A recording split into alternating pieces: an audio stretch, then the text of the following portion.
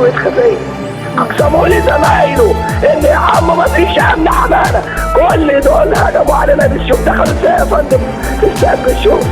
دخلوا بالشوف في استاد ازاي؟ صوت الحرية ميت حاسس بيه جوا السجون، بسجد وبدعي يا رب الحرية بأعلى صوت.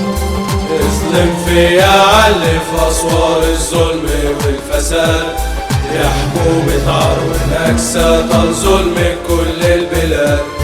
داخلية خططوها وبورسعيد نفذوها، والظلم علينا زاد واترمينا في السجون. أنا عمري ما هبقى خاضع للظلم في يوم أو أكون عبد النظام بيموت في الحرية كل يوم. وبدأوا يعني يشكلوا كده زي نوع من أنواع اللجان الشعبية، وطلبوا من الأمن المركزي إنه يبعد تماما. وحاليا ألتراس المصري بيسيطر على الموقف تماما، وهو اللي بيطلع المجموعة اللي نزلت أرض الملعب إلى المدرجات مرة أخرى، والوضع حاليا هادي تماما. لفا اسجن وعذب موتي لك هو البديل، يا حكومة الظلم ولا انا عمري ما هرضى اكون ذليل. يا رب انت اللي عالم ان الظلم في بلدي زاد، النظام عايش وامل وينهي الفكرة في البلاد. عايش متمرد شامخ وتحدي ضد الخضوع، بطش السجان وظلم وعاجز يمنع اي نور.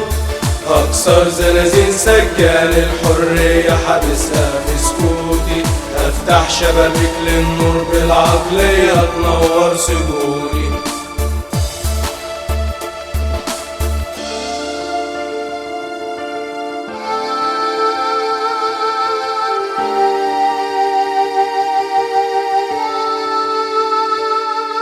دايما واقفين معاكو مهما كانت الظروف، احنا اخواتكو عشانكو ممكن نقتل اي خوف.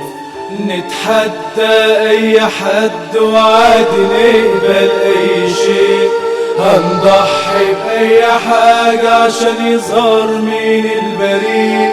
انتو جوا في قلوبنا وانتو همنا الوحيد، وهيجي اليوم ونرجع ونشجع بيكم اكيد.